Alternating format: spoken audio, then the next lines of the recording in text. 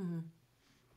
Hey guys, welcome back to the Girlfriends and Goals podcast. My name is Samaria and I'm joined by my best friend and co-host, Miosha.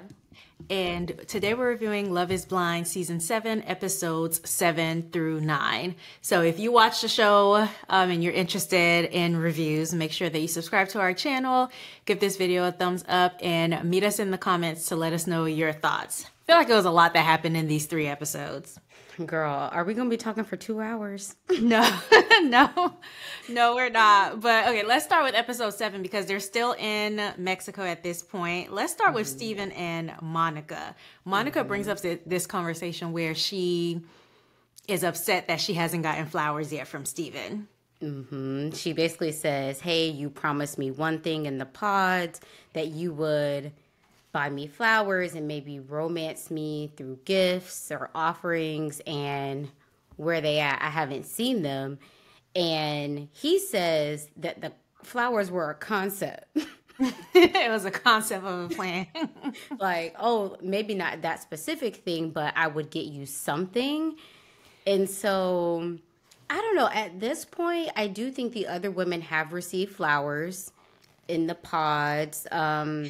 But I'm also thinking, y'all just got to Cabo. This is day Right. 2 of your honeymoon. So I also didn't understand why she was pressed for the flowers, unless the women have been talking and Taylor is like, oh, well, Garrett has gotten me 2 sets of flowers. And I just, or is she just obsessed with flowers?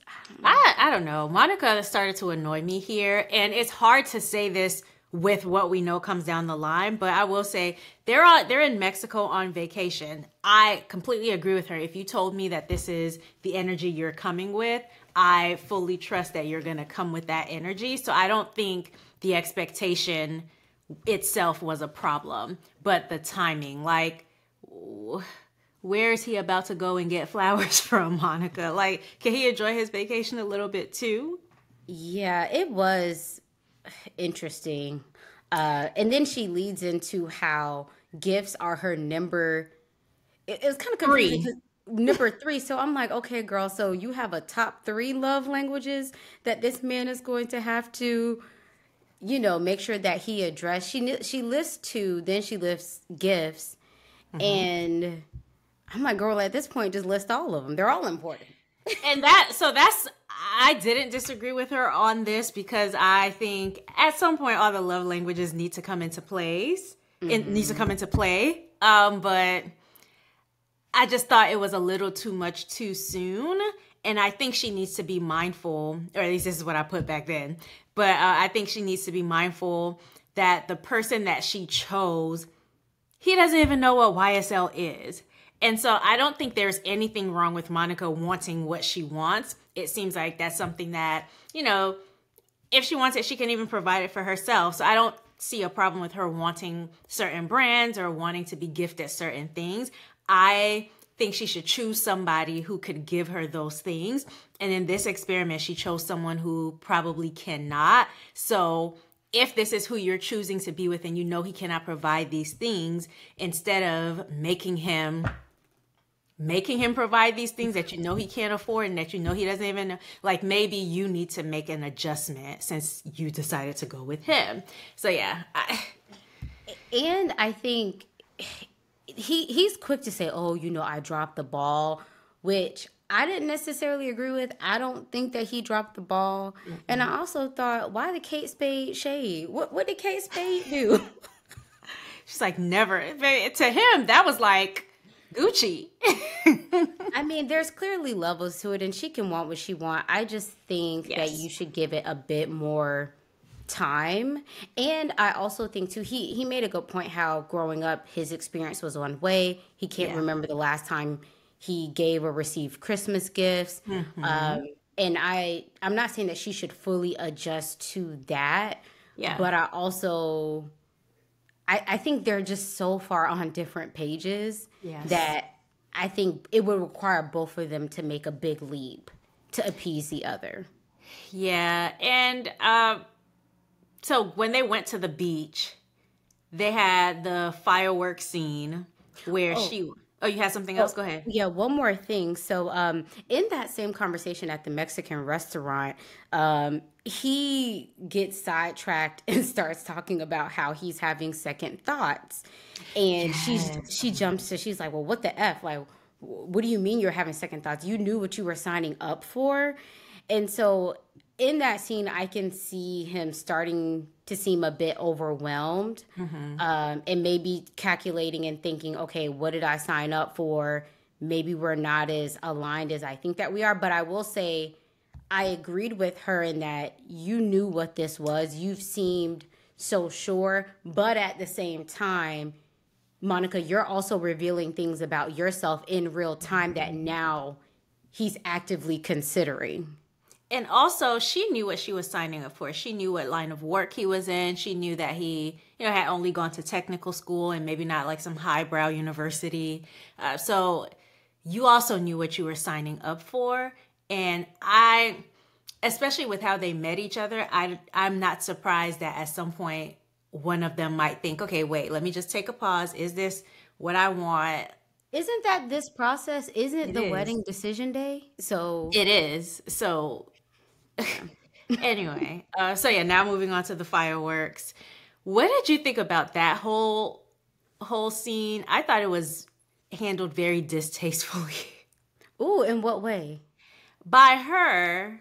Okay. So he was having a conversation, which I understand you want him to come and watch the fireworks with you.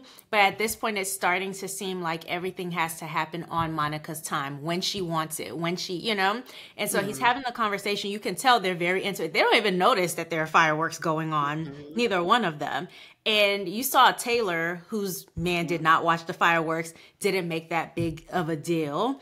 But yeah, so she wants him to come watch the fire. He's like, oh, hold on, I'm just going to finish my conversation, which I don't think is an unreasonable thing to ask if you're deep in a conversation. And so her coming back and being like, well, it was so romantic under the fireworks. Oh, I really wish I would have had my person. Like, I just thought it's not the time or the place. Yes, you can be upset about it because you wanted to share that moment with him, but maybe address it later and maybe address it as, hey, it kind of hurt my feelings because I really wanted to experience that moment with you. We're here in Mexico. It's about us. We only have a short time. Like, I just thought she could have handled it better. I think she was already irritated For sure. with him, and I think he already sensed that. And yes, they were deep in conversation, but I also maybe read into it too much and got the sense of he maybe just wanted to have a moment with a guy while they're in this group setting.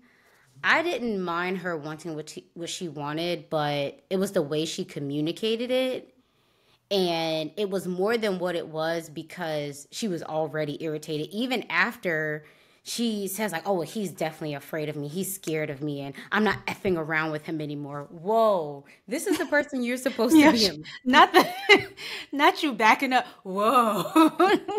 This is the person you're supposed to be in love with. The person that you claim you want to say yes on at your wedding. What is it to brag about your spouse being scared of Scared you? of you. Oh my gosh. I wrote And you're down the right. same He thing. is. He Like, is. he really is. But I put there's naturally okay, I want this person to know I'm not to be played with. Nobody's saying be a doormat, nobody's saying be a pushover.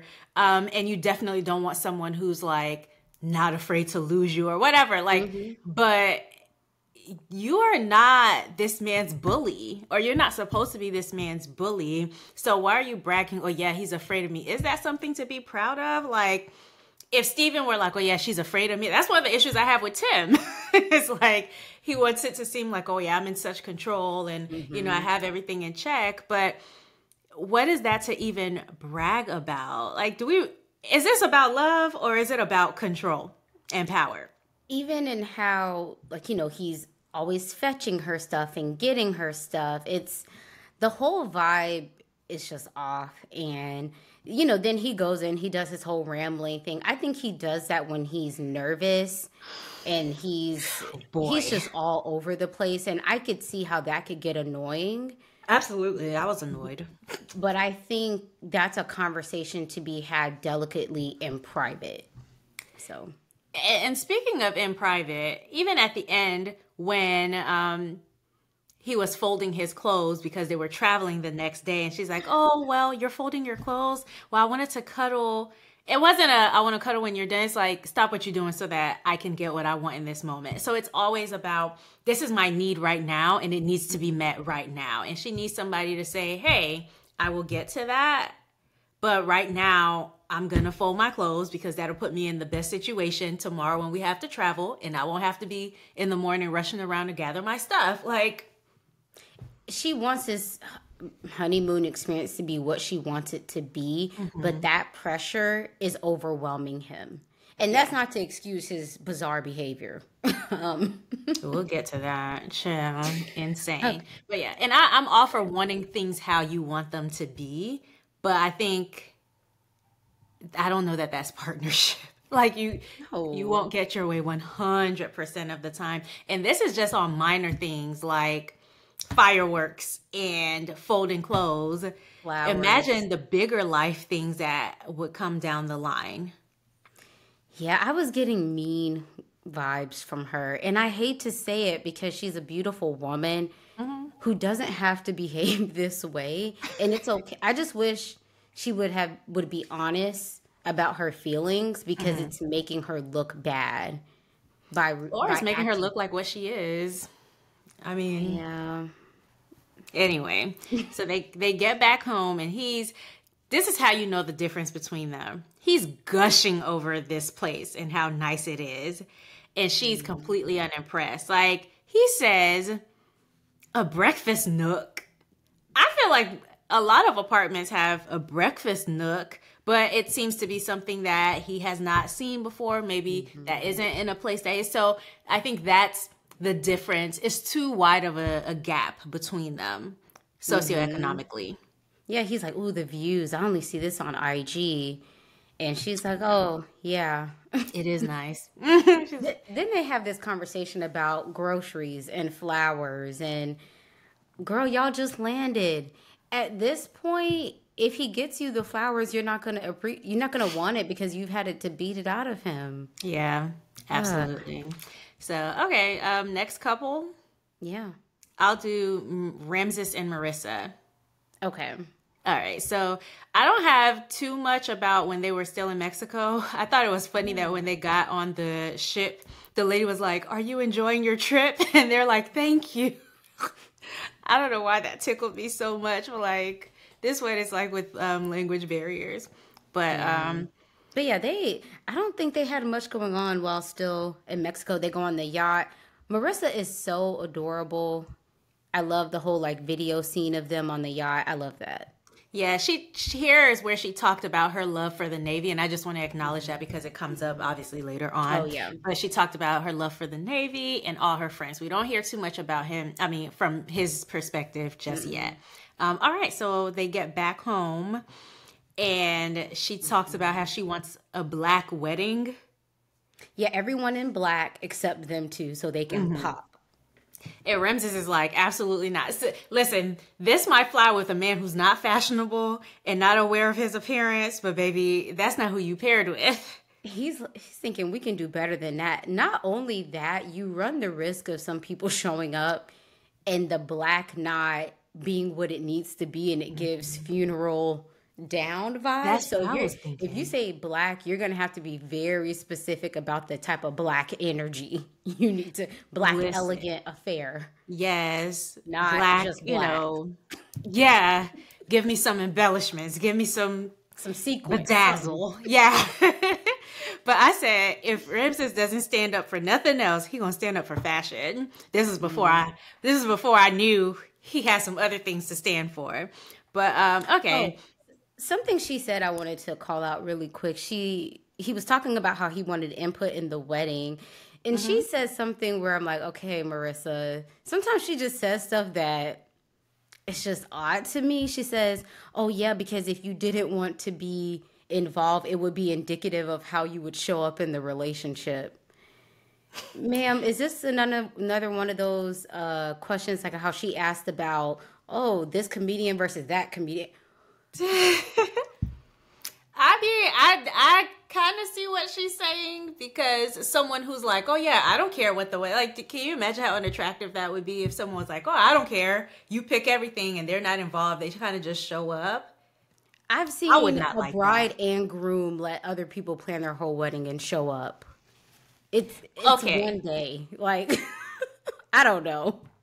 But Maybe that I'm that would make sense because they've agreed to give up that control. But if I'm planning everything and you don't have, like, you are just very aloof about everything, I would be annoyed. yeah, I don't know. Maybe I'm just like, okay, well, it's just one day. It's a party. That's less I have to Interesting. go back and forth on. That is so interesting. I Maybe. wouldn't say it's indicative of the whole marriage or the whole relationship. Maybe not the whole relationship, but if there are other things that come up where someone's like, oh, well, that's your territory, so you just do it, I can understand it being annoying. I can understand it being overwhelming that, hey, this is something that affects both of us, but I'm the one who's doing all the work. And I can see how that could be Mm, resentment at some point. mm, So I personally okay. will, you guys let us know in the comments what you think about that. I would I've want witnessed someone who plenty has of brides plan their day. The guy maybe will say, "Oh, I like this type of tux," but like something. I mean, well, that's something. But I've seen many people not get in the weeds of things when it comes to weddings. Bigger details, smaller details. I think if other things are happening in your life and you're checked out, i.e., where you live, your house, how many kids you just don't care about those big pillar things, then I'd understand versus an event. And some people don't even have weddings at all. Yeah. And So that also is I guess that's fine. I would just my thought process too. Like you don't necessarily have to have a wedding. So if you do have one and the person's like, okay, it can be what you want it to be, I don't see that as a red flag.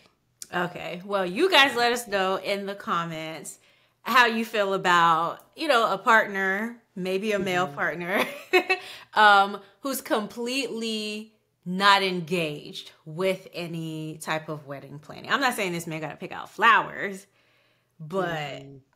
something. Yeah, at least say Okay. like maybe what your tux would look like and all What your those text little will give me details. some type of opinion. Like, you take a task or two, something. Like, because I wouldn't want to set the expectation that, oh, when it comes to certain things that, especially because I'm a woman, when it comes to certain things that are more feminine, that I should Mm-hmm. just be able to take on all the responsibility. Like, that's a lot. Like, Mm-hmm. the mental load of that, just thinking Mm-hmm. through things, I think is overwhelming enough. So imagine thinking through everything and then being the one to have to implement everything. I just think it's a lot. Mm-hmm. Okay. But um so there's another scene where she comes in and he's cooking and she's like, "Oh, what do you need help with?" Which I thought was very sweet. And then he said, "No, Mm-hmm. I don't need help with anything." And she goes, "Good, cuz I don't really I don't really be in the kitchen like that." But then his noodles weren't fully cooked. He So tried. I'm like, you could have taken some help, Ramses. All right. The big conversation, though, besides the cooking, that happened was they talked about their compatibility. So a few things came up. One, the commute to her campus, Mm-hmm. and he was very open and flexible with that, like moving so that she has a better commute. And I appreciate it to see that in Mm-hmm. a man. Then they talked about leaving religion, which Mm-hmm. both of them did. I don't think they're completely aligned on this, Mm-mm, but they're because he very said, close. I still believe in a Christian God. Yeah. Sounds like she doesn't believe in anything. Mm-mm. So Yeah, so that could be, some part of him I think is holding on or believes something. yeah. Yeah. Even if it isn't like in the Christian God, I think he said like I believe in a God.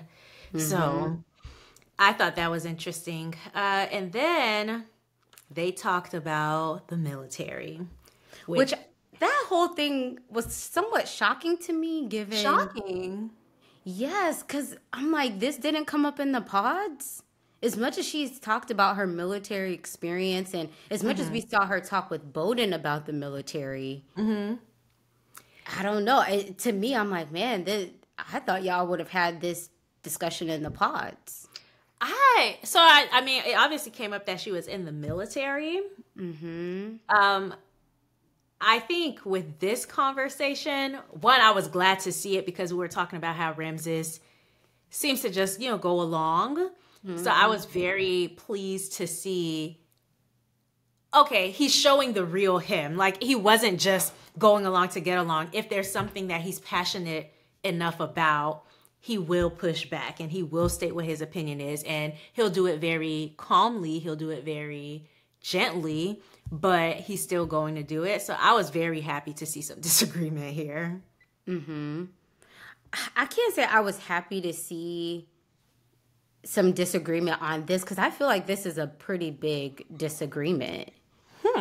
Because it seems as though Marissa has her current feelings about the military, but even when she brought up later, and maybe I'm jumping too far ahead as far as like their outlooks on the military, what they would teach their kids about the military.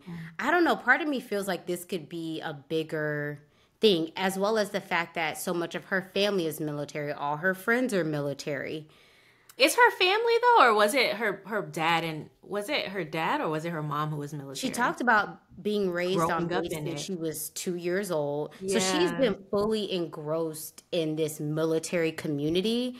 And so that's where I was like, I wonder how this would work long term with, she's out of the military, but how do you navigate how does he navigate his feelings being a part of a family and friend group where they're so pro-military, and she herself is very proud to have been in the military, will want to teach her kids about being in the military, him bringing up all, the moral aspect, and I don't know. I'm like, I don't know. This might be bigger than what it seems. I do think it's big, but I also want to point out, which I hope Ramses acknowledges, because Marissa isn't just all military.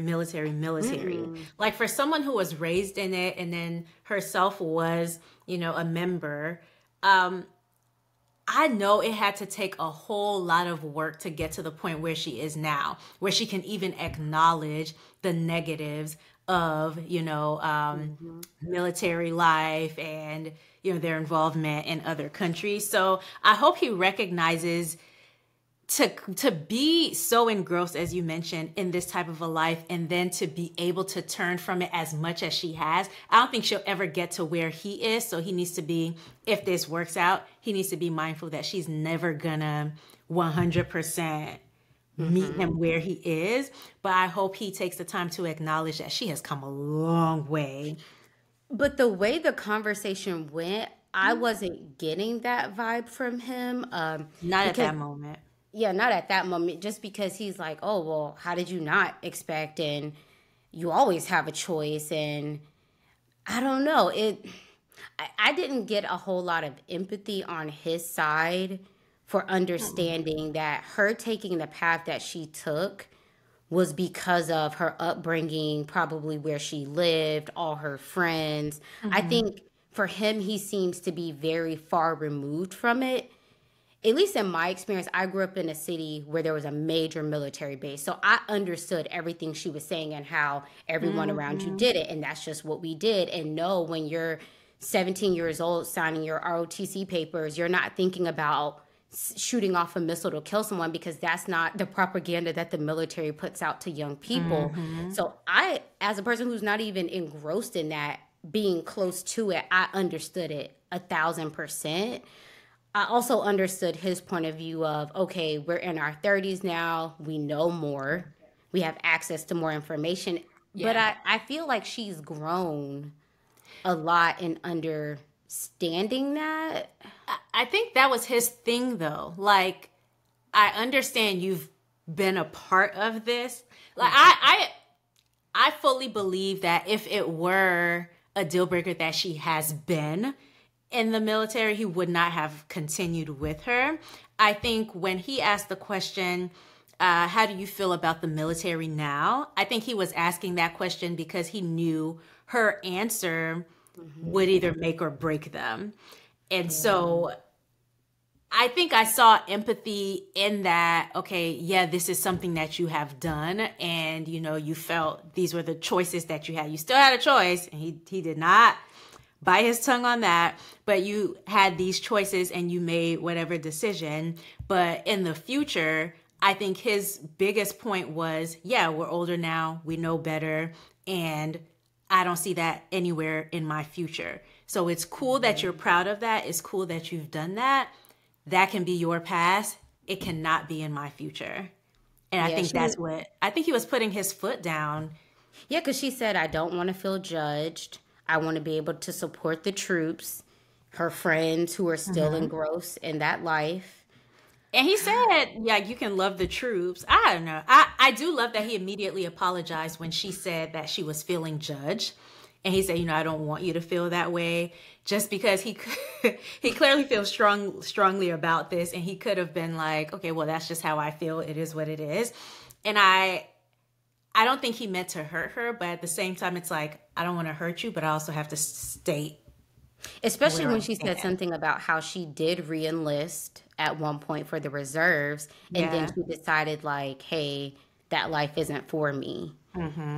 So yeah, and I think for him it's like, well, you can never think about re-enlisting again. If we're a thing, you can never think about that again. Now, I can talk about this when we get to the friends. I'm not so concerned about the friends because I think Ramses handles himself very well when under that type of pressure. But I think it would require her friends being respectful of his views and understanding that he's not gonna be all gung-ho about this, and they need to be supportive of that. Yeah. And even for her not being actively enlisted, especially probably being in the DMV, like the military is a whole community, whole culture. There's so much that goes on, even from like a social standpoint. Because my next question was, okay, you're not active, but do you go to the military balls and do you socialize? Like, just because you get out, if you've served before, there's still a lot of camaraderie that goes on in the military community. And so what does that look like being with a person who's like, that's not for me? Yeah. So I do think it's a big issue that they'll have to navigate through. I don't think it's something that, you know, has to break them up. If she is hard and fast, like, that's my past and I'm not enlisting ever again, it would just take some managing. But I do think this is their biggest issue. I will say, because last episode that we did, the last review we did, we talked about how it seemed like such a major shift from her dating military men to him. And I can kind of see why now. The idea of patriarchy seems very upsetting to her. That came up in their conversation. And so I think maybe she's reached a point in her life where that is so upsetting to her that she can't stomach it anymore, you know? And so he was like, Ramsey, it took Barbie for you to realize that. Right. I know, that was funny. It took Barbie. Okay, Marissa, girl. Yeah. And then I feel like there was one more thing.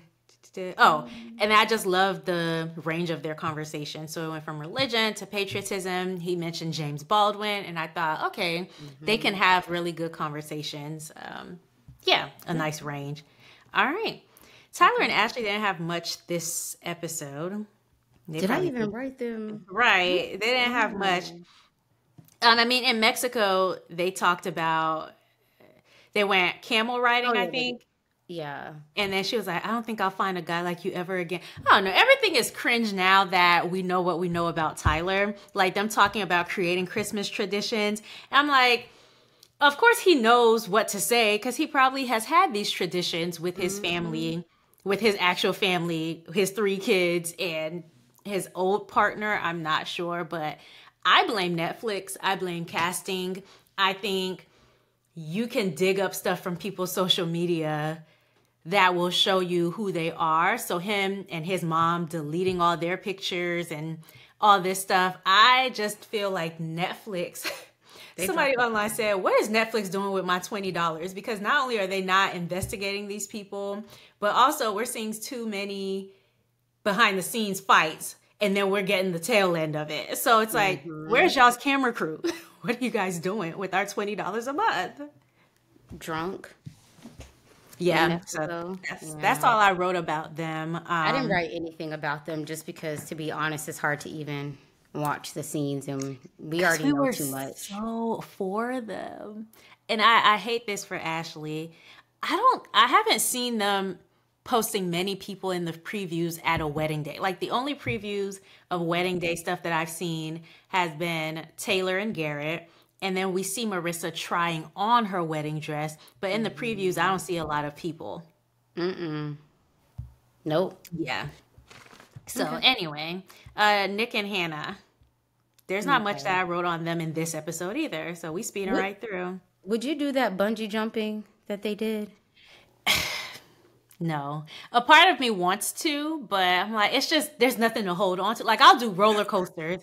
Even if it's just a little thing in between, I can hold on to something, but I'm just loose.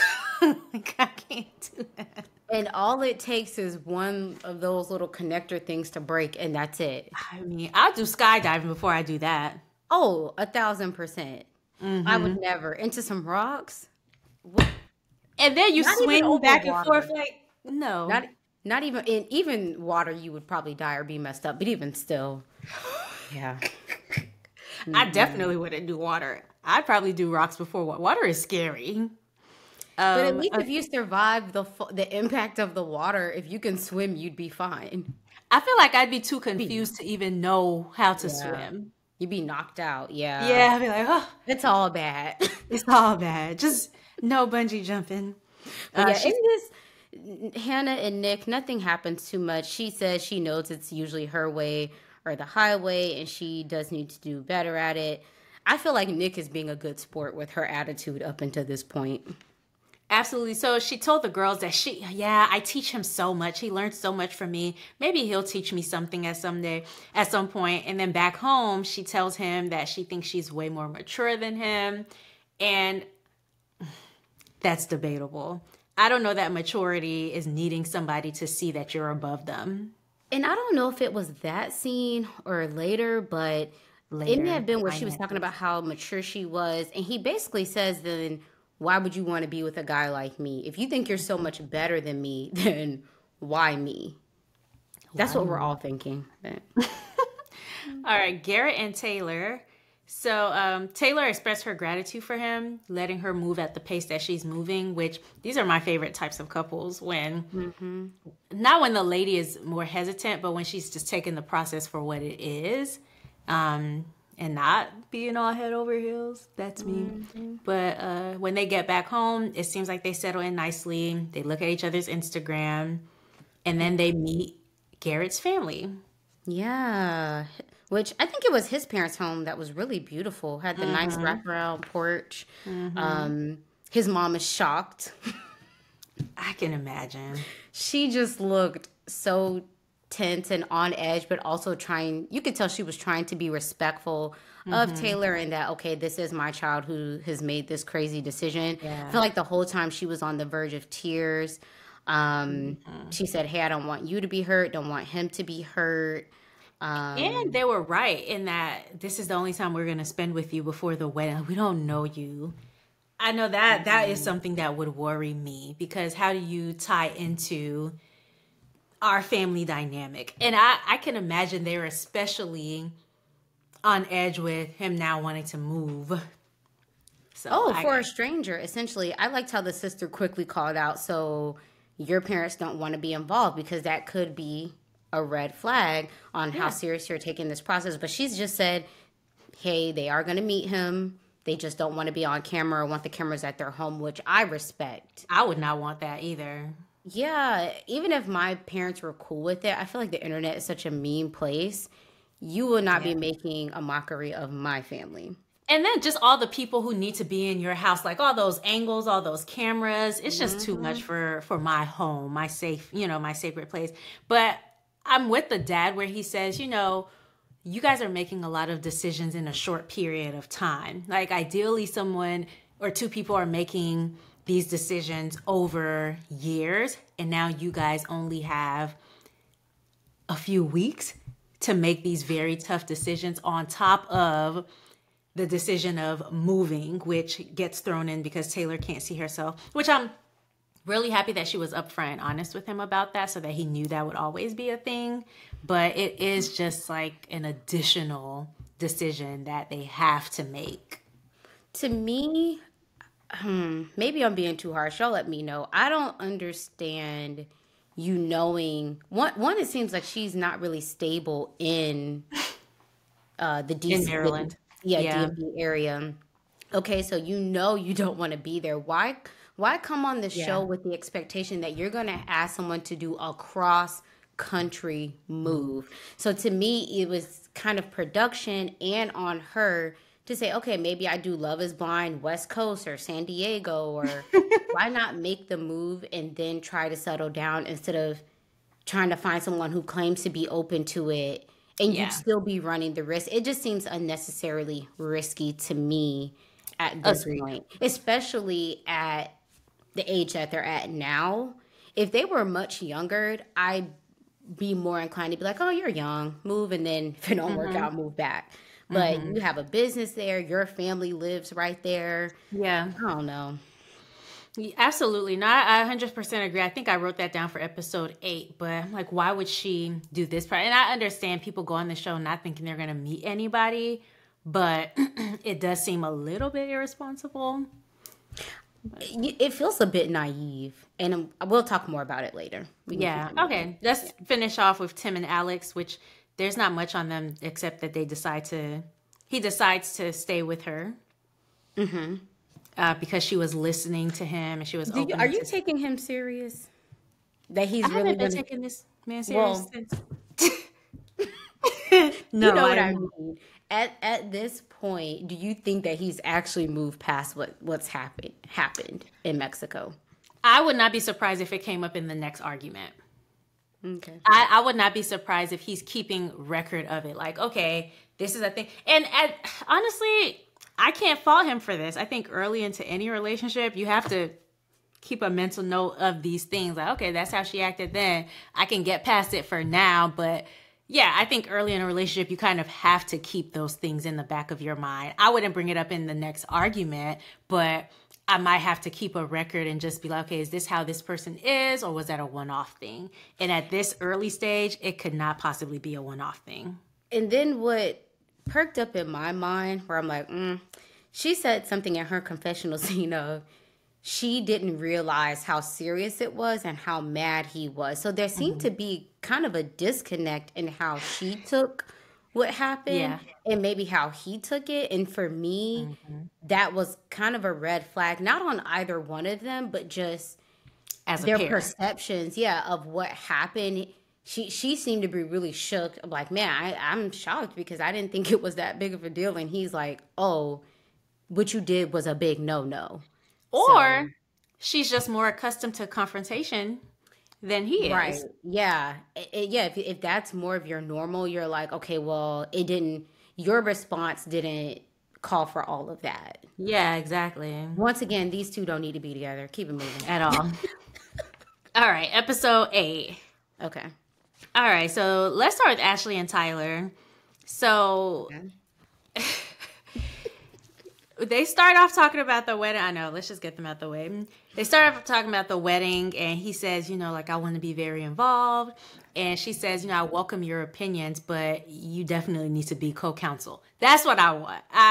Not a Tyler, but be co-counsel, please. You don't want your man to plan the wedding? That's equal rights. No. Equal rights says that each person's strength should be used when appropriate. And so, anyways, I like the co-counsel idea. But this episode, the thing that's notable about them is that Tyler meets Dixon, Ashley's hip dad. And one other thing that just really gets under my skin is how much this guy keeps bringing up kids. Is it that he keeps bringing it up, or that Netflix, the editors They know knew. Oh, okay. they had to, So, because every scene he's talking about kids and family and traditions. It's like they knew something would come up on TikTok. but even if they didn't pick those scenes, the fact that he's bringing it up and knowing this big secret up until this point, shady. Yeah. All right, so the meeting with Ashley's dad, where he talks about, my daughter's the total package, and I agree, which is why I hate that Tyler turned out to be this way. Tyler essentially lied to this man's face. He says, I'm not a cheater. I'm not going to lie to her. And that he's more than ready for a family. I'm like, of course you are, because you already have have experience with it. Right. You have a whole family. Of course you're more than ready. And I'm like, the level of just manipulation. Her dad gets emotional, says, like, I'll accept you. I mean, what kind of person are you to sit through something like this with that type of information? He's insane. I don't know. I don't want to say too much until the finale and the reunion when we hear his side, but at the same time, there's so much damning evidence out there. It feels pretty clear cut. I will say I appreciated the dad's way of handling this, where he says, I'm going to accept him. If I see that Ashley is acting differently or feeling differently later on, then I'll definitely step in. But for now, I'll step back. I think that's how parents with adult children should be. Yeah, absolutely. All right. Stephen and Monica. This was not the big episode for them, but this was the episode. Wait, it was the big episode for them. Yeah, they go on the flower shop. Okay, so they went on a flower shop thing, which I put down. I think this is a very beautiful date. It's flowers, but it's different because he's right. He couldn't just do flowers at this point. But is this something that he can maintain? Because I think the show pays for their dates while they're on it. So all he had to do was put the thought into it. But is this realistically something that he could continue to do when the cameras leave? And if she doesn't press him to do it, is he the type to just take the initiative and do things on his own? And I think this is where, if I were her, I would give him the space just to see, give it time just to see, okay, well, what do you do on your own without me pressing you about it and asking? The date was fine. A few things she said, like when she sat down, the lady who was helping them, he made a comment about how he likes to make model toys or things. And she's like, oh, well, no one knows what that is. And the lady was like, actually, I know what that is. It's like she just finds these little moments to be condescending. Yeah, jabs at him. And even the lady was complimenting how beautiful his creation was. She seemed to feel a way that his look better. Monica, it doesn't have to be a competition. You don't always have to feel like you're better than him at everything. And it's little things, but it stands out to me. Yeah. Oh no, it stands out. It's giving mean girl energy. Yeah. Okay, and then him licking her mouth was gross to me when they kissed, and I had to write that down. All right. So later on, we have this scene where he lost his job. His job. Yeah, because I'm like, he probably knew it wasn't. And it seemed like they had talked about it in the pods, because when he brought it up and said, I knew it was always a possibility, she didn't seem to be surprised. So maybe he did bring that into the pod. Into the pods. I was like, are we sure he had a job before he left? Which I don't know. But because it's Steven, you just never know. Yeah. Okay, so they had this conversation, and when I tell you, I wrote down, does Steven always seem to be in a sexual mood or what?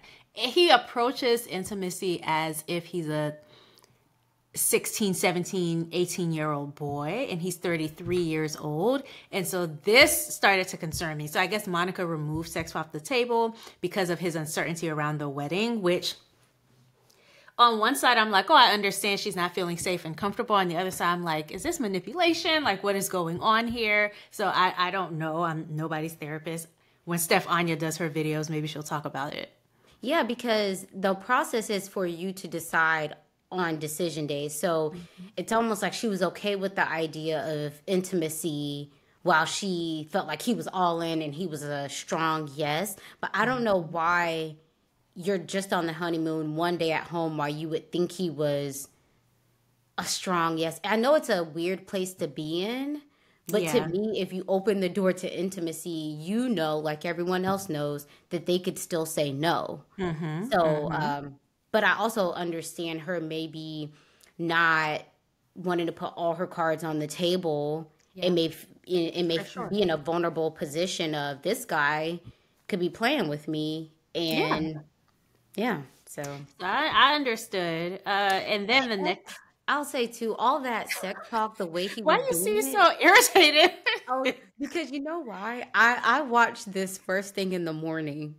So I'm over here drinking my coffee, watching this episode, and the stuff he was describing, Steven. Macaroni and cheese. And it was just so juvenile the way that he was talking. And it rubbed me the wrong way. I'm like, is that... Maybe I'm naive.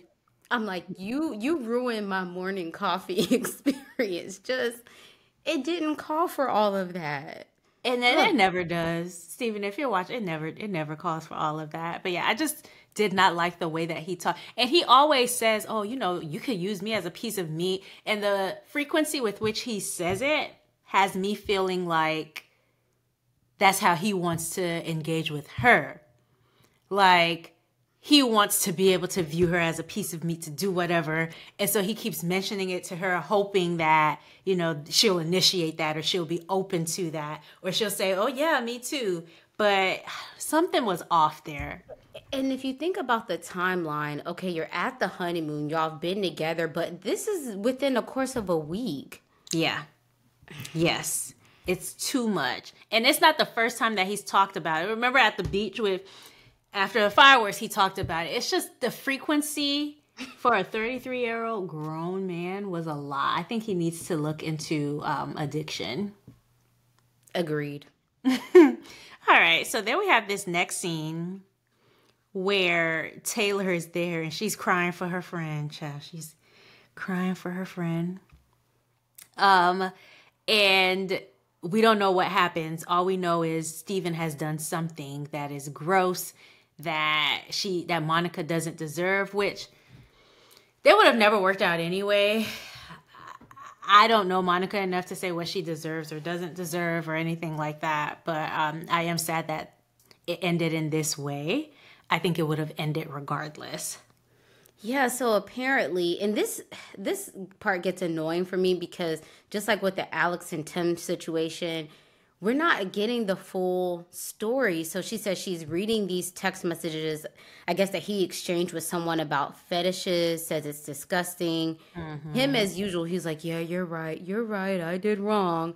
She says, why did you do that? Why did you pretend like you wanted to be married to me? He was like, no, I really did. He says that he was at a sleep test drunk.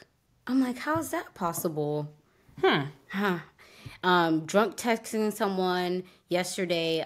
She says, no, it was still going on today. He said that it was a stupid decision made based off of the conversation they had the night before. This is very hard to follow.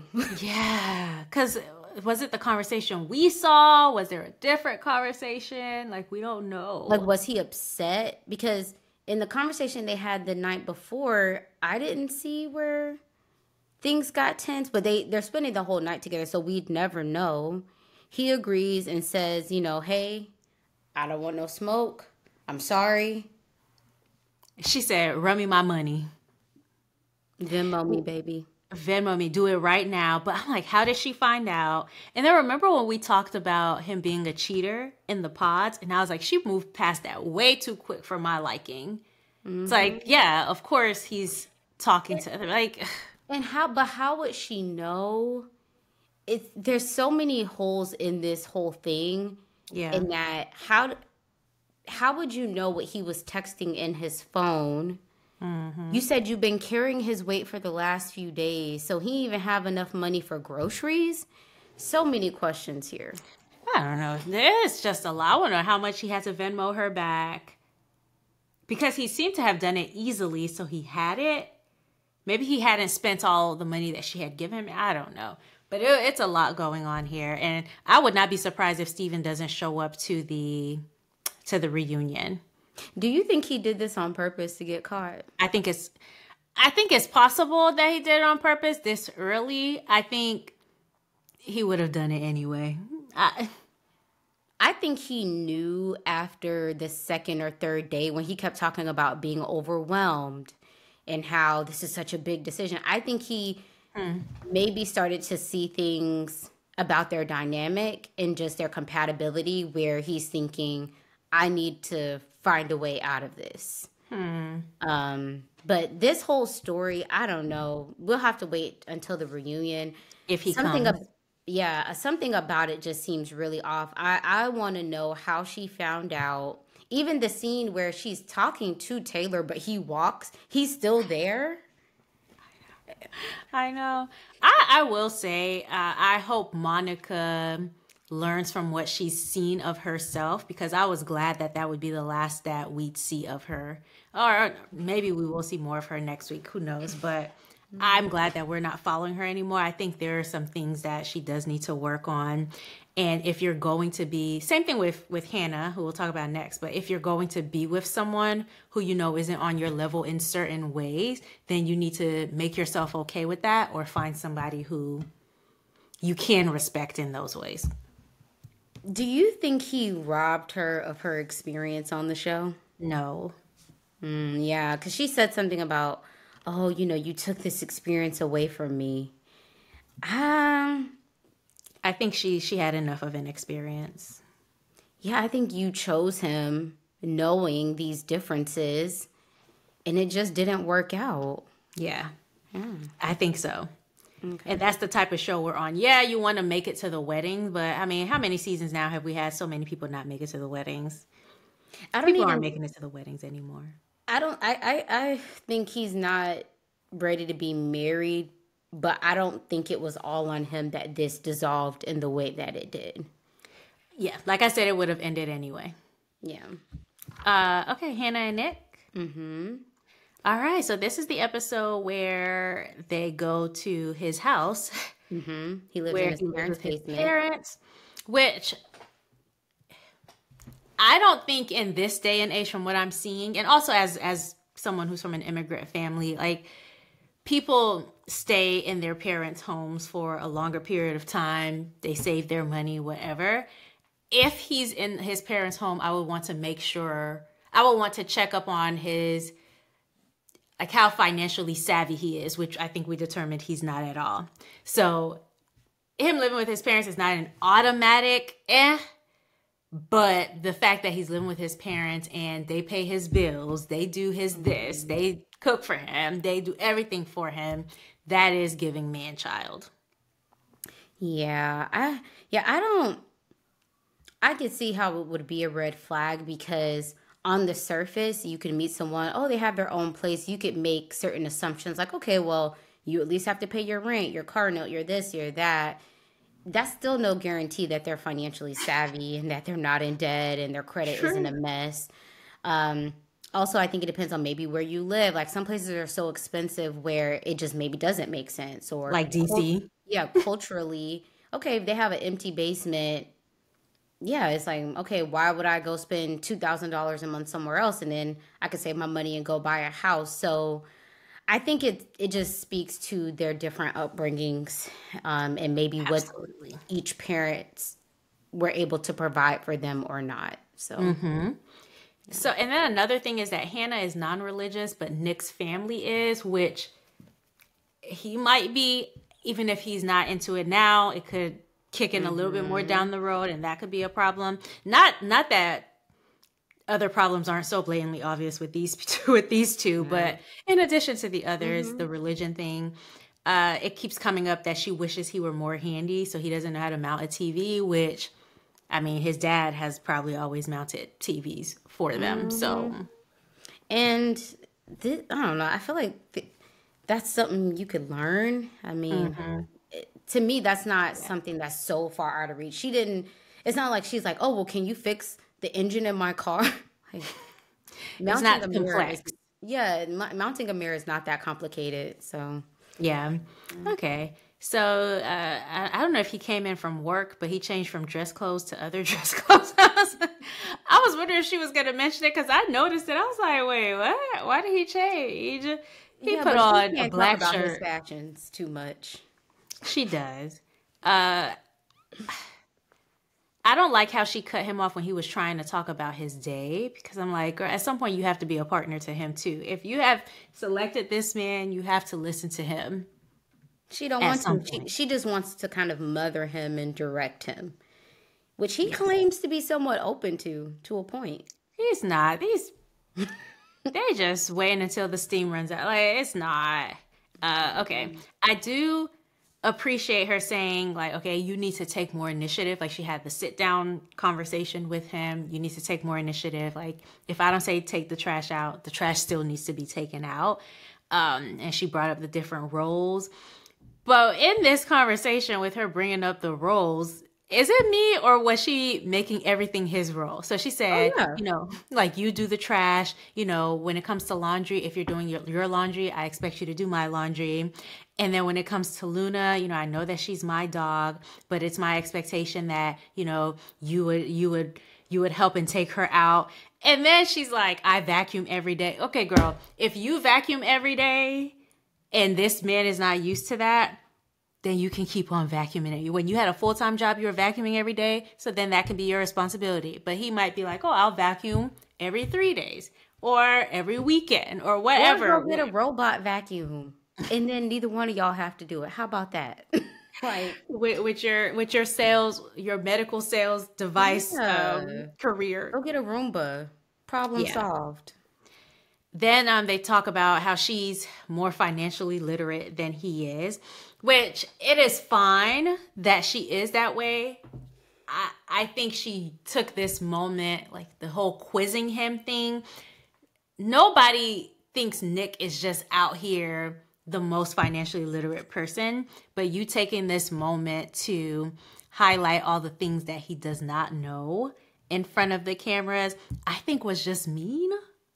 It was. And even when she said the whole thing about, well, what's yours is going to be mine, especially, you know, with debt and student loans, I think she also expected him to be irresponsible. I think she took his lack of knowledge of, oh, well, you must have credit card debt and student loans. And I think she was surprised when he was like, actually, no, I don't have any debt. Like, yeah. So it takes some people longer, but the superiority thing, I think it's amazing that Hannah is so independent. I think that's a great thing. I think she needs to be with someone who she sees as on her level, but maybe she feels like those people don't want her. And so Nick is what she has to settle for, but you can't take somebody and then mother them. Right. And I think the way he is, when we meet his family, I think it's just based off of his experiences. If he played football up until 2 years ago, he maybe is what a new grad would be, maybe in terms of like responsibilities and all those things. So I don't think that they're the right match and that he's ready for marriage, but I didn't appreciate the way she had that conversation with him. And if you really love and care about someone, you would not have it with that tone. And you wouldn't have it right after they came in after work.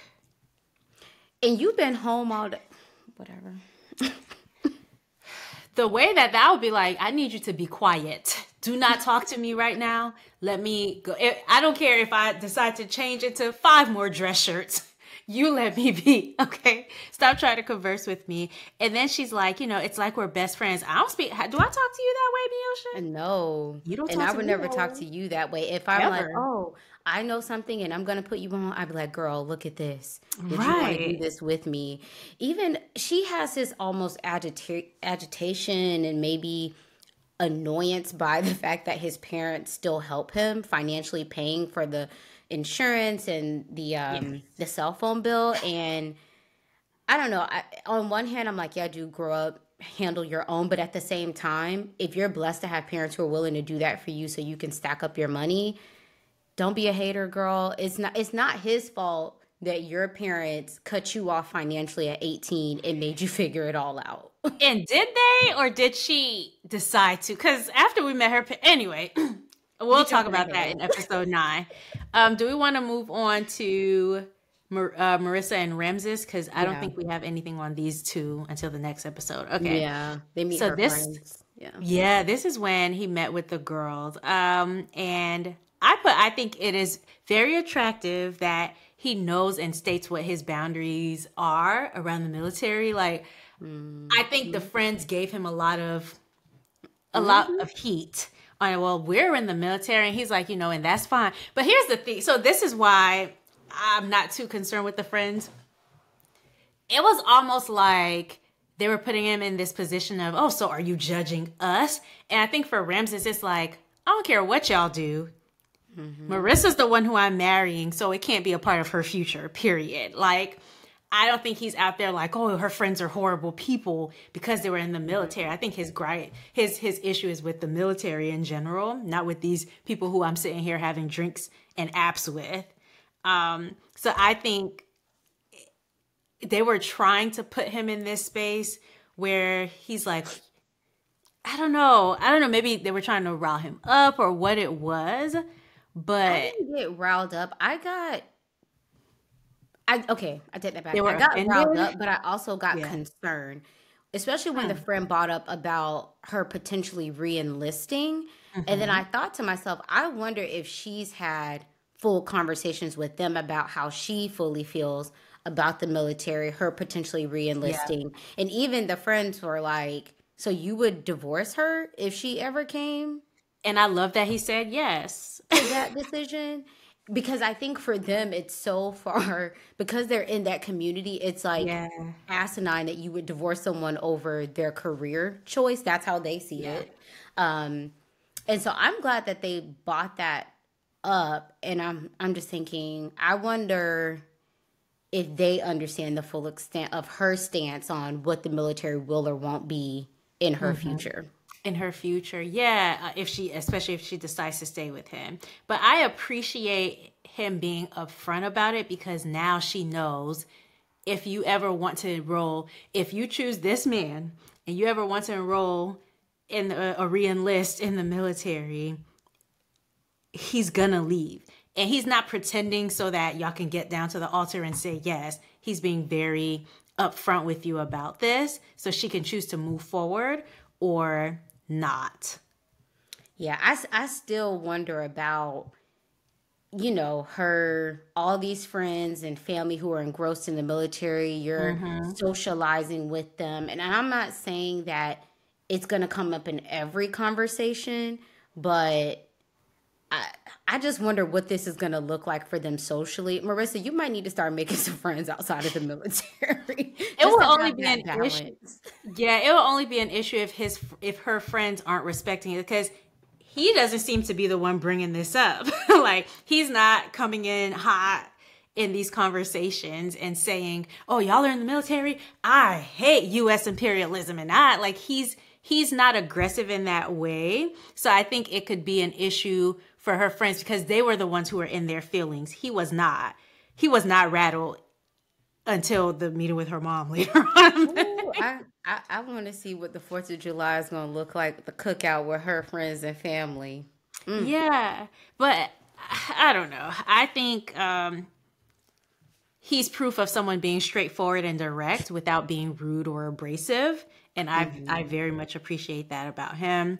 I think the friends were offended, but he handled himself well. Like, he was able to plainly state, I stand with people under the hammer of U.S. imperialism, and take and do with that what you will. If you don't want somebody, if you have a problem with me, as a partner, don't you partner with me. I also think too, like, Marissa, you swung very far. Like, on this particular thing, to be like, oh, I'm out of the military and I'm not really looking to be with someone who was in the military. You could swing to a civilian who's like, I support the troops, I live here, whatever, versus a person who's like, no, I immigrated here. I come from a background that has maybe been highly affected by the US. Like, you swung. And that's the thing, because like I think she wanted that swing on certain things, and she got the things that she wanted that swing on. But it's like, when you swinging, be careful what you ask for, because you could also swing so far and this person has things that you don't want. So she's going to have to figure out what's the right balance for her. Oh, yeah. Because there's plenty of people out there who are like, oh, yeah, like, I'm not in that life, but I don't feel one way about it either way. It is what it is. And that could have been an option for her, too. But here's where we are. I like this couple, not necessarily like together, but I like the conversations that they're bringing up for us. I feel like there's a lot of depth to them, and they give us something to talk about, as opposed to like a Hannah and Nick, where it's like, okay, you're just mean and you just need somebody to beat up on to make you feel better about yourself. Okay, Tim and Alex. So they meet. They meet Alex's family, which it was so funny and cute to me that she was like, okay, you stay here. We're going to leave. You stay with him. Don't bring up this. Like the coaching session before, I thought was very realistic. I was kind of like, okay, so what did you tell your dad? You didn't tell him anything? I think she just told him that she went on an experiment. Yeah, so for me, I would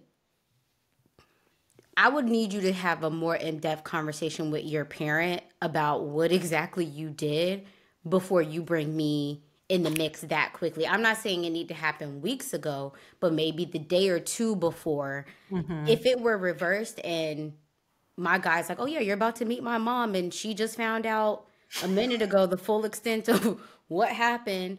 No. Or she still does not know the full extent. No, you would need to have a much deeper conversation with your parent, because this is a decision that you made. You need to sit in, marinate in whatever their feedback is, and then you bring me in the loop. But yeah, he didn't seem to mind it. So yes, he didn't at all.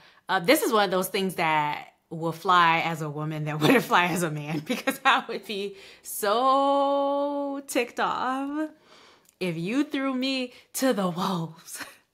But he took it well. And thankfully, it could be because maybe she knows her dad. Also, maybe it's, you know, your parent and maybe the range and how they would respond. So, yeah. But I thought her dad was funny when he was like, love you. But he's not here for the shenanigans. I think her brothers have beautiful froze. Can we just give it up for the beautiful froze? family, period. They're a gorgeous family. Their hair, I was like, yes, take me back to the 70s, but make it modern, you know? Okay. But no, Tim and the dad bonded over like the travel, the Navy, golfing. And so I thought it was a very wholesome family meeting.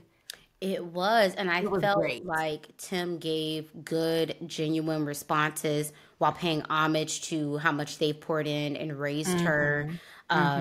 I think he bonded well with them. The brothers took well to him. Yeah. I think he actually did a really good job. With him, I feel like he struggled with being likable up until this point. And I actually liked him in this scene with her parents. Okay. Yeah. I, wouldn't go that far, but I think whatever impression he made must have been great, because the mom... The way the mom and the dad were both... And that just said to me, one day if I'm the parent in this situation, I will probably err on the side of, I would be somewhere between Dixon, Ashley's dad, and Marissa's mom. Not that far extreme, but I just wouldn't want to be so accepting. And the mom saying, I have no concerns. I'm like, well, sister, I do. But you know what? I also think for some parents, they feel like they can really lean on the judgment of their children. And if up until that point you've made sound decisions, you've done what you needed to do, fair. I think, because I heard a few times this season where the parents like, I trust their judgment. They've done what they needed to do so far. So I get kind of why they're like, I didn't raise someone that would be an idiot to sign up for a process where they would marry a crazy person. And because of their age and maybe them not knowing all of the shenanigans that have taken place, I could see why they're like, I'm going to support my child in this, and that I want to start off, if it does really work, I want to start off on a really good foot with this potential new person in my family. And I'm not saying be off-putting first impression. So yeah, I'm not saying be off-putting, but I don't think you would catch me on camera saying I have zero concerns, because no, I have concerns, not even just about Tim, but about Alex. So yeah, but do they know that side of her? They have to, but they probably feel like, no, your siblings and your parents, they're the ones you cut up with first. True. Before anybody. And so they have to know there are those sides of her. But okay. Garrett and Taylor, so they talked about the San Diego thing, and he was hesitant, and she said that hesitancy surprised her, which I don't think it should be surprising at all. But girl, you should have been surprised that where his family who lives right there and he has a business would be like, oh yeah, I'm moving. And then also there's this dynamic too of you would be picking him up from his family to enthrall him in your family. Mm-hmm. And I could see how that would, maybe not on purpose, kind of rub his family the wrong way. As a sister, I would be like, It'd be one thing if y'all were like, oh, we're moving to Colorado. Okay, you don't have any family there. But to engross him in y'all's family unit, and you already live in DC, I'm not against Taylor introducing the idea of him moving to San Diego. I would handle it a lot different. I'd be like, hey, let's go visit. Then let's see how the visit goes. Let's show him a great time. I would give it space to see if he can come to that conclusion on his own. But that's only because I already live where he lives. If it's a deal breaker for her, it's a deal breaker for her. Ooh. So I don't mind that. I think I just want to know what timeline they're discussing. So is she trying to move to San Diego within the next year? Are we talking 2 years? Does it give him time? Is she okay with we're doing a whole bi-coastal relationship for some time, and then, he'll move there eventually? Like, I think they need to test this out before they go full in. But that's just me. And she needs to decide if it's actually a deal breaker for her, because I don't know. I just find that kind of it'd be also one thing if he's like, I don't like where I live, or I've always wanted to live somewhere else. Maybe I just haven't heard enough from him. He's like, oh yeah, San Diego's a cool place. I like the beach. But if it were me, I would probably, like, if he was very comfortable in his life where he is, I don't know that I would put that on someone to pick up and move that far. And as someone, did he say he had been to San Diego before? Mm-hmm. Okay, as someone who just went to San Diego for the first time, I will tell you what, I was surprised about some things I was surprised about some things. So I would just say to him, living there might be different from your visit, especially depending on what time of year you went and you visited. I liked it, but there are some things that I saw at the time of year that I went that made me feel like, oh yeah, I don't see myself living here. Yeah. So, yeah. And it's just so far. It's like, okay, maybe Georgia versus the DMV, or like where it's like you can quickly fly. Even same time zone. Yeah, he said something about, oh well, I don't want it just to be a Christmas thing. You moved to California, yeah, your grandparents are probably only coming for Christmas, versus a 5-hour flight versus a 1-hour flight. I mean, I don't know. It's just, man. So since we're ending on them, we can start with them for episode 9. I mean, they go spearfishing, which seems fine. They meet her friends and they really liked him. They had a good reaction. They enjoy seeing her happy. That's all I have on them. Yeah, they've never seen her with anyone like that. But we didn't see much of Sabrina and Steven either. Nope. That's Let why me it's see so how hard to that get excited for some of these couples it because, is. and it was a It similar is. situation about a move. Yeah. Yeah, Where they try to act like it's not a big deal and it's huge. It's huge. Okay. So let's do. We can ooh, end. one thing on them. He talked about how if he doesn't have his parents' blessing, he'd be okay with it. She said if she didn't have her parents or her dad's blessing, she doesn't know if she could move forward. Mm-hmm. And I'm just like, that for a process like this, it could be And you're asking this man to move. Like, girl, better get your daddy on board. okay. All right. We can end with Ashley and Tyler. Okay. All right. So let's do Nick and Hannah. Mm. Why did this man look in the fridge for uncooked pasta? Because they have the refrigerated pasta. You never seen it? I have never. Yeah, the kind that's like the fresh pressed. Yeah, Where they sell that at? A fancy place? no, in the refrigerated section in every grocery store. You can get fettuccine, spaghetti. Yeah, it's like where they have the What? cheeses a lot of times. You can get Uh-huh. ravioli. It's the pasta that's not dried. It's kind of soft, so you'd only boil it for maybe like A 4 few minutes minutes. or so. Yeah. Interesting. Look at me learning something new. Yeah, but he still don't know how to boil pasta, so. No, he didn't. He didn't at all. So he's like, fill it up like halfway. And he's like, it's been a while since I've done this, but I feel like cooking pasta is almost like riding a bike. Like if you've done it once, you know the logistics The directions. are on the pack. But his Are on the as we see, his mom probably be throwing down with her Cuban dishes. No, for real. That food did look really good that his mom made. And she's Cuban. Mm-hmm. Looked well seasoned. It did. It did. But I said that would be annoying having a man who can't do something as basic as cooking. And we're not even asking you to throw down. You don't Basic know things. how much water to put for the pasta to boil. Like you don't even know where to start.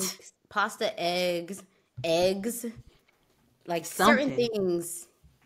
Rice. For me, rice, yeah, as a West African. Chicken. I would even say baked chicken. Like Something. you have to have something in each group. Broccoli, you can roast some broccoli, boil some broccoli. Very basic. That was very irritating. And then, wasn't that a whole bunch of pasta? Is it me or was that that was like a mountain of pasta on each person's plate. I'm like, how many packs did y'all? It was, but you barely eat. So Shut up, that's Mio. neither here Don't be nor telling YouTube. I do eat, you guys. I am very healthy. Y'all. Because these people can only see my head, so they're probably going to be like, oh, she does not feed herself well. I eat well. Anyway. But yeah, so her brother comes in and they have this energy between them where I'm like, okay, this makes sense maybe as to why she is the way she is. I liked the brother. He I seemed did. very sweet. Even when Nick said the unemployment joke and then Hannah left, he was like, I thought it was funny, So I like Hannah's whole family more than her. I think her family is a breath of fresh air, and I just don't see how. And I don't think they do either because of the way they were looking at her. Like, not one of them was like, oh, yeah, she's right for behaving the way she behaves. Not one. So, yeah, I thought the brother was really sweet, and I thought, okay, he could be a good in-law. And then Nick meets her parents first. He says stuff like, yeah, she's easy to connect with and easy to talk to. I'm like, are we talking about the same Hannah? This No. Hannah? Mm-mm. And then Hannah goes, y'all aren't going to grill him? They're like, no, we just came here to talk to him. I was with her dad.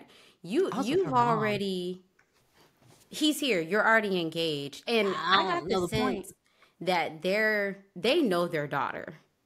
Yes.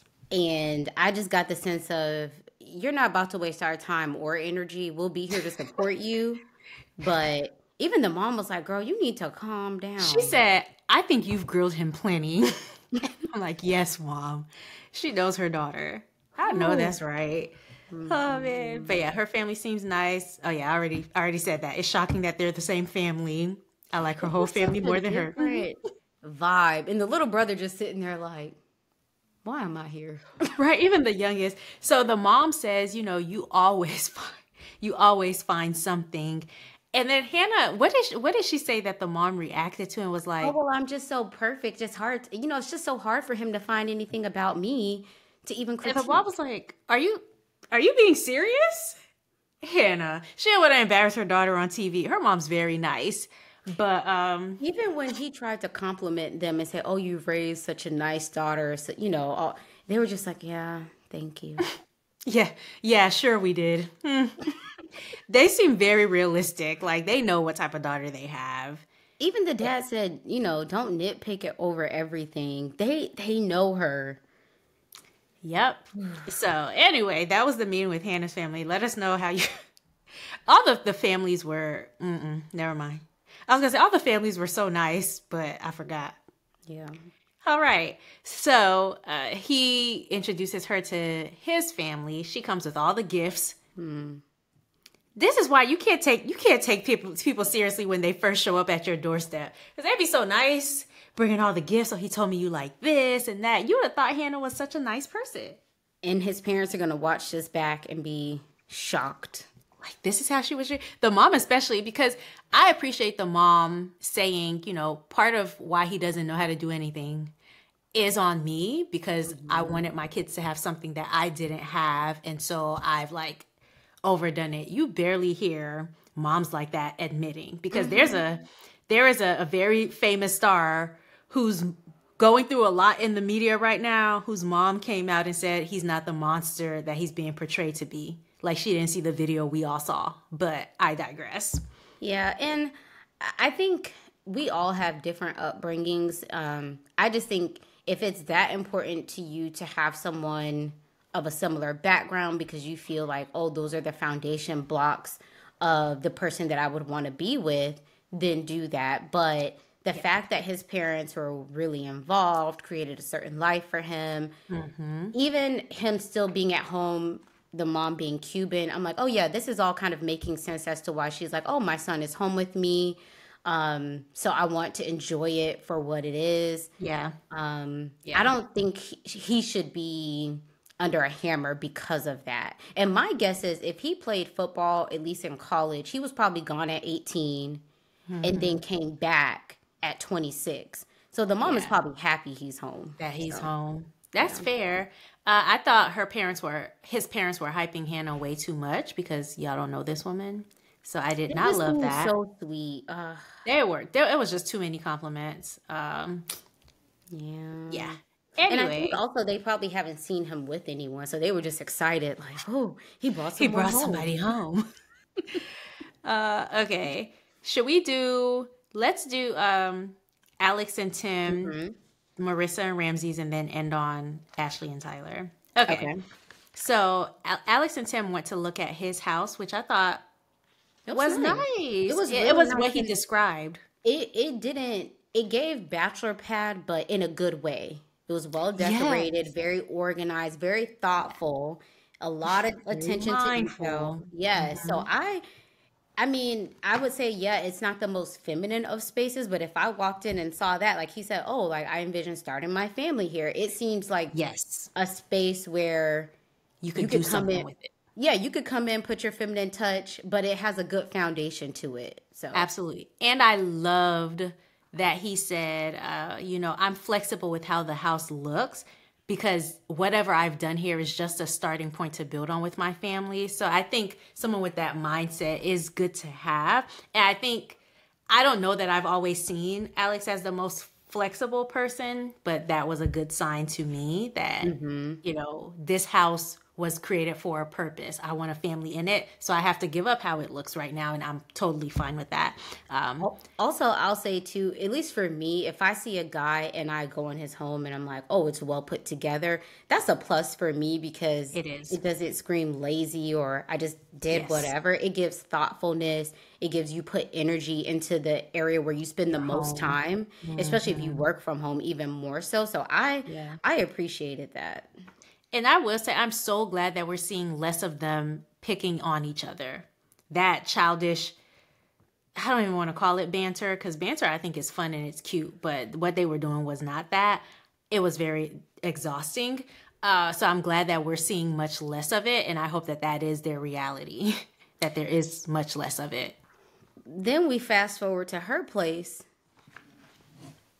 A disappointment. You know, Girl, the fact you that had time to clean that house. You had time. For me, it was also like the TV still had the sticker on it, and it was in front of another. So it's like not even just you were cleaning out your closet. I saw No. other things, girl. Not where- much thought going on there at all. And where he tried to like, oh, it's fine. Hee hee ha ha. No, that wouldn't work for him. I said, I know this was Tim's worst nightmare seeing this house. And if I were her, I would not have brought the cameras in there. The part that really sent me was when she was like, I'm just so comfortable here. I know some people can't sleep in mess. That's how I am. If my house is in disarray, I will stay up. Especially at that level, that was a lot. Trash bags. Oh, I'm just so comfortable. I could just sleep right now. Oh, you could. Because I feel like I can't even sit back on the couch. That's how I feel. Girl, take your shoes off. When was the last time you mopped in here? And we all have our things, but it was just a lot. And It was a lot, and the fact that you allowed the cameras to come. you know this is on global Netflix, right? If I were coming in after a trip and I found myself in a bind, I'm like, Samara, girl, you're going to have to come. We're going to have to get this person. Get your friends, right, some help. I would be like, what's that guy, Izzy, and get me an Airbnb, even though it was never confirmed, but still, I would have to do an Airbnb. Ooh, and yeah, Tim is not going to go for that. Mm-mm. Yeah. Okay. Marissa and Ramses, because this was a notable something. This has got to be going up there with one of the craziest parents. Remember, people thought Milton's family was bad. I was like, no, Milton's family, they weren't sold on the experiment, but they were polite. Mm-hmm. They were very direct And polite, yeah. But Marissa's mom, first of all, she tried to say, hey, my mom is very protective, especially in the absence of my dad. And so he's like, yeah, okay, I get it. I don't think he knew what he was in for at all. How could you know? The siblings were funny, though. and beautiful. By the way, Gorgeous family. Yes. yeah. All these men she had kids with gave her some beautiful babies. They're like, yeah, all our dads could be a volleyball team. And she was like, oh, come on, like, I'm right here. Okay, let's talk about the mom and how she came for Ramses' appearance. Out of the gate, how rude! Nobody, his hair has been the elephant in the room. Like, everybody knows it's unique. It's different. Mm-hmm. Nobody's talked negatively about it. We all see it, though. She's the first person. She's like, oh, yeah, and by the way, I don't like your fashion sense. This hair, what is going on with that? It's kind of off. And she was like, this 80s Jerry curl with the, what else did she say? With the rat tail. I don't know. But she came for his fashion. And he was just like, well, if it's not given, it's not given. Like, way to take it like a champ. He took it like she dragged him. That was so rude. Right? And I don't know. I try to give grace in that, you don't know people's dynamics with their parents. Mm-hmm. But I'm sorry. What you're not going to do, parent or not, is drag my spouse right here in front of me. And then even the siblings didn't know what to do. Like, they were just kind of quiet the whole time. Because, yeah, you want the person to know, hey, this person comes from a family where we don't play about them. But dang, you don't have to. Yeah, you but could have gone without his appearance. That has nothing to do with anything else. Yeah, you're concerned about the divorce. You're concerned about the stay-at-home situation. But his fashion sense ain't do nothing to nobody. Why? It's like she came out of the gate trying to throw him off. To put him maybe in a mood or on the defense. You think she was trying to do that? I think that's just who she is. It could be both. Yeah. Okay. He handled it sweetly, though. And then she goes on to say, Yeah, they were talking about their argument that they've had, and he said he was glad that they had a disagreement because he needed to know it wasn't infatuation. I don't know, I think if there's any man this season who I take seriously, it might be Ramses. I think he's being very Garrett, honest and open. Who? Garrett. Oh yeah, Garrett. I'm just concerned about the move and how realistic that is. But yeah, Garrett as well. Ramses talked about dropping out of college, so the mom wanted to know that he could hold his own. And so he seemed a little bit embarrassed to talk about the whole college thing, and he had a reason for it right afterwards. So I could imagine it was uncomfortable for him. That was one moment where I was proud of the mom.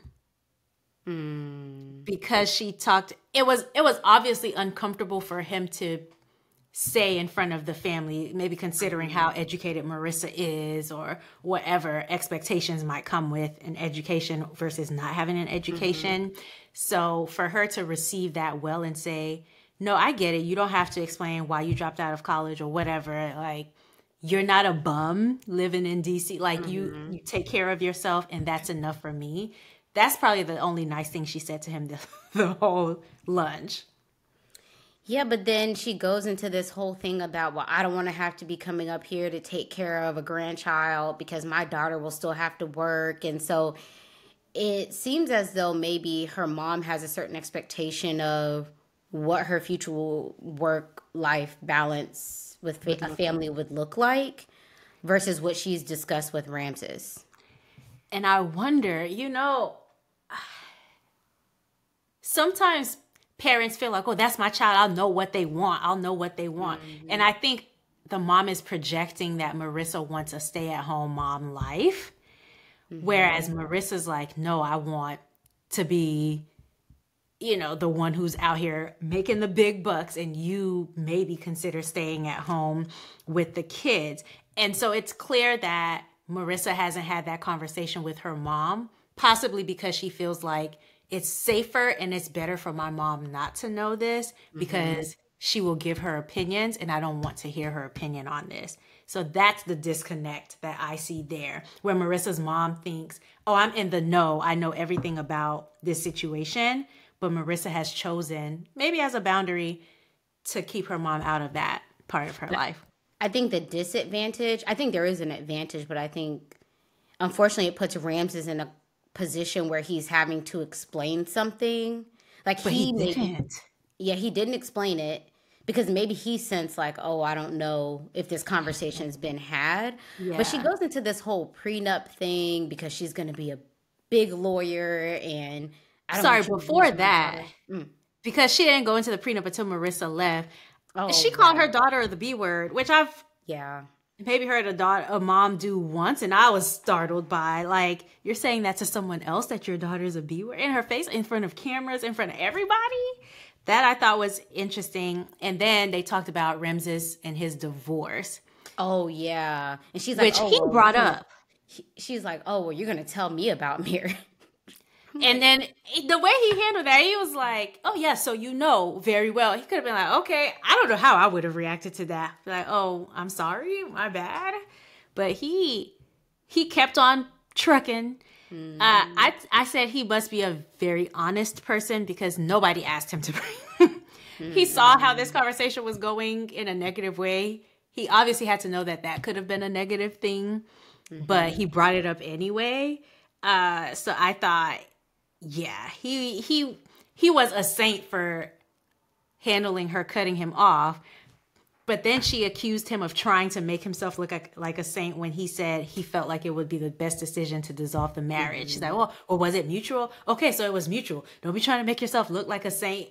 Girl, you just met this man. Why are you being so mean and harsh? Because she's clearly very jaded, given what she said later about how, like, marriage not being for forever. Yeah, so, yeah, we could talk about that now because that's all I have before Marissa left. But yeah, she's basically saying how marriage is maybe for 10, 15 years. It's never for forever. You always have to plan for the future. So it's so obvious that she's maybe jaded by her life experiences. And it's unfortunate because I think Marissa will probably choose to keep a lot of things probably to herself about her marriage and Mm-hmm. what and how they choose to do things.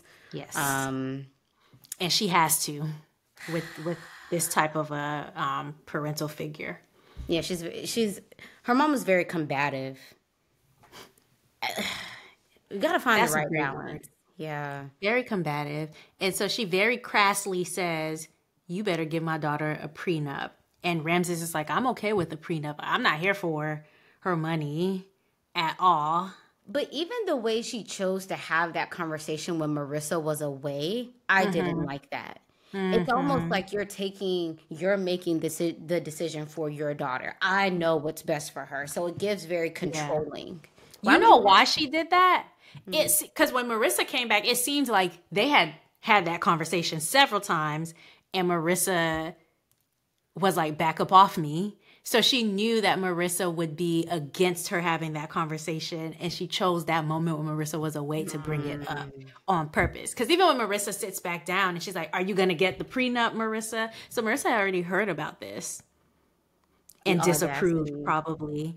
But To be talking, and a prenup is fine, but yeah, to be talking about a prenup, she doesn't even have the law degree yet. And honestly, he would have to make sure, especially if he becomes a stay-at-home parent, he would probably want to make sure the prenup has something in there for him to be okay. It doesn't seem like Ramses is going to give up his job to become a stay-at-home parent. If anything, he talked about working from home and having that flexibility to be more present but still working. But if they do get married and if they do go the route of he's going to be the stay-at-home parent, I think he just has to make sure that there are protections there for him as well. Yeah. I know she wants what's best for her daughter. I just think this type of energy isn't going to do it. Yeah, absolutely. And then at the end of it, she goes, well, you're welcome into the family. You know, for me, marriage ain't forever. So you're welcome into the family and you'll love her for as long as you can love her. And then, and I'm like, well, what a freaking welcome. If this is how you welcome people into the family, I would hate to see the person you're rejecting. I would hate to see that. So yeah. Ooh, even that dynamic, that's gonna be a lot to marry into. Even in the level of respect she may even have for Marissa. Yeah, that's a lot. I put that said, you can tell Marissa has probably had to learn to be firm with her mom, because when she came back and the sister was saying, well, you can have her blessing when you do a prenup, she goes, I'll be the one to make those decisions. And you could tell she was flustered a little bit, but she held her ground. I'll be the one to make those decisions. So maybe that's her way of managing the relationships. And then they talked about billionaires, which this is when Ramses is passionate about something. He's passionate. They were like, yeah, unless you're billionaires. Well, billionaires are unethical. Okay, sir. Dang. I didn't know we're going down social justice row. But I mean, it's nice to see passion in someone who we thought was super passive in the beginning. Mm-hmm. So, okay. So later on. Mm-hmm. Here we go again. Later on, Ramses does address the whole family situation. He says, you know, whenever we're having any events with your family, I will just have to mentally prepare myself for that type of energy. To which Marissa says, yeah, my mom needs therapy. The thing with people who need therapy the most is they don't see it. They're not going. And they're not going. But at least her siblings were pleased with him. I think he handled himself perfectly. Oh, a little too well. Okay. She did not prepare him enough for that. No, he didn't expect it. Mm-mm. Okay, so then we have this other thing that I think is going to be a big issue. It's just so much in such a short timeline. I'm with the military thing. Garrett's dad. The kid. So now she's okay with kids happening sooner than they discussed. This man has had a whole marriage and no kids, so I think he can hold out on She's kids. like, oh yeah, if it happened immediately, that would be fine. He's like, absolutely not. And I wonder where her head is, because Marissa, you haven't even finished law school and you want a good career. You want to be able to get your feet. And this is where I think you remember a few recaps ago, I was like, there's something with Marissa where it's like, I don't know, I can't get a grasp of who she is. Like some of the stuff she does and says just doesn't add up for me. Even, obviously it's your body, do whatever you want I to do. understand. Yeah. But even for her being like, oh, well, condoms are fine. It's like, girl, wouldn't you want to protect yourself? Like, you're about to make a huge investment in your future.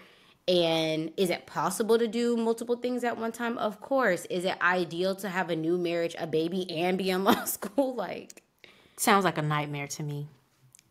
and Yeah. even in his stance, so it sounds like they've been doing no protection at all and just That's what it sounds like. winging it. So, but then even for him, he's like, well, oh no, definitely not right now. Well, dude, what are you doing to protect yourself? You must want kids. You're risking it. So both of y'all seem to be irresponsible, if you Yeah. ask me. For Yeah. her, you're in law school. This is a big time in your life, a big investment. Why would you want to risk that? For him, you claim to not want kids for 4 years. That's a long time to be risking it. It's giving Johnny and Amy from last season. And y'all are in y'all's 30s. And the obviously like using protection would be the best option, but he clearly does not want to do that. He's like, that's not enjoyable for me. We'd have to make sure things are enjoyable for me. Like we'd have to find a way. So I'm curious to find out how they move past this because it seems like in the previews they haven't figured out a solution. So Oh yeah, because I think she said at the end of this episode that she wasn't going to go on birth control, which again I understand completely. If she had a bad experience the first time, I understand not wanting to even experiment again, especially being somebody who's in law school. And I get it. Y'all just have to, maybe we wish she would have made that decision with him since he has a part to play, but I think both of them need to do what they need to do. So what? It doesn't feel as good. You don't want children. That's what it is. which one is more important to you? For her, same thing. You're about to start law school. Like you either cannot try anything and risk a whole human. But she doesn't see it as a risk. And that's where I'm just like Confused. I'm so Alright. confused about her. Yeah. Okay, Ashley and Tyler. Because not them doing this in the last 10 minutes of the show. So at the beginning of the show, all we saw was them talking about how many kids they want and all this stuff. Kids. And now he dropped the bomb, which is apparently nobody recorded the conversation. Annoying. But she left, so nobody recorded her leaving and them being separate for some time. Nothing was recorded. What are y'all camera people doing over there at the Netflix? I don't believe it. I don't believe that it wasn't recorded. They're gonna show the footage at the reunion, and I'll be so upset. But She yeah, said, she says, I don't understand how you could drop this kind of bomb 2 weeks before our wedding. This could have come up many times. Well, yeah. She said, obviously, this is something I should have known before I said yes. He says, the last thing I want to do is lose your trust after saying I was so ready to get married. what kind of person does this? And I felt so bad for her when she said it felt like our superpower isn't our superpower anymore because they had always talked about having good communication, having clear communication. So I can only imagine now it's like, okay, we clearly don't have what I thought we had. And if we built a whole relationship on the foundation of great communication, well, the foundation is trashed. Then she goes on to say, we've talked about kids every day. Tell me, what are the genders? Apparently it's 2 girls and a boy. Hasn't shown her any. So just so our audience knows, the story on TikTok and Instagram is that Tyler has fathered 3 children that he claims he was just a sperm donor for. However, the child's mom says, no, he was an active participating father up until last fall where he disappeared. and they haven't heard from him. And while the show has been airing right now, people, I guess, have been able to find more information about these 3 kids and their mom. And she's been blasting him all over the internet, as well as other girlfriends that he's stole or, borrowed money from and not paid back and put in all types of crazy situations. So yeah. And so what he told Ashley was that he knows the person who he was a sperm donor for. But what the pictures reveal is not only was he a sperm donor, but he has been an active part in these kids' lives, taking them to pumpkin patches and having Christmases with them and family pictures and all this stuff. That's why I hated that they only showed it for 10 minutes because, like, we've been seeing the whole story on the internet. You got to give us something. But this was already filmed. But it wasn't already edited. Like, from previous seasons, they know how live the internet gets. Like, it's a part of watching Love is Blind is finding people's dirt on Twitter or TikTok or whatever. So you're saying you think Netflix knew this mom and 3 kids were going to come out when it aired? I'm saying if it would have been naive of them to believe that it wouldn't come out somehow, knowing how things have gone every season since like season 3 with SK and Raven. And now we know that it's not just happening at the end of seasons, it's happening throughout seasons. So I think it was naive. At this point, when the scene wraps up, they lean in, give a hug. He says he's not going to stop fighting. So apparently this guy still claims to still want to move forward with her. I think Ashley was going down the right path. I don't know if she fully went down it, but she was going down the right path when she said, I need to see documents that show you aren't involved. And I hope that she kept that energy and saw the documents, because that's the only way it would make sense to move forward. Yeah. You think even with the documents, I think for me, if he showed me documents of, I actually was just a sperm donor, but you've been an active participant. Like, I don't like this whole thing of you're playing dad to these kids. Say it was that situation at first, and then all of a sudden you just disappear. So I understand you might not be financially responsible for them, but you went down a path of, I'm going to be at your birth, I'm going to be at holidays. But Ashley doesn't know that. So I'm saying, like, for her and what she knows at this point, I think she started going down the right path. Like, I think that's the start. I think there had to have been more. Like she said, I want to see pictures and I want to see proof that you're not legally involved. I think that's the starting point.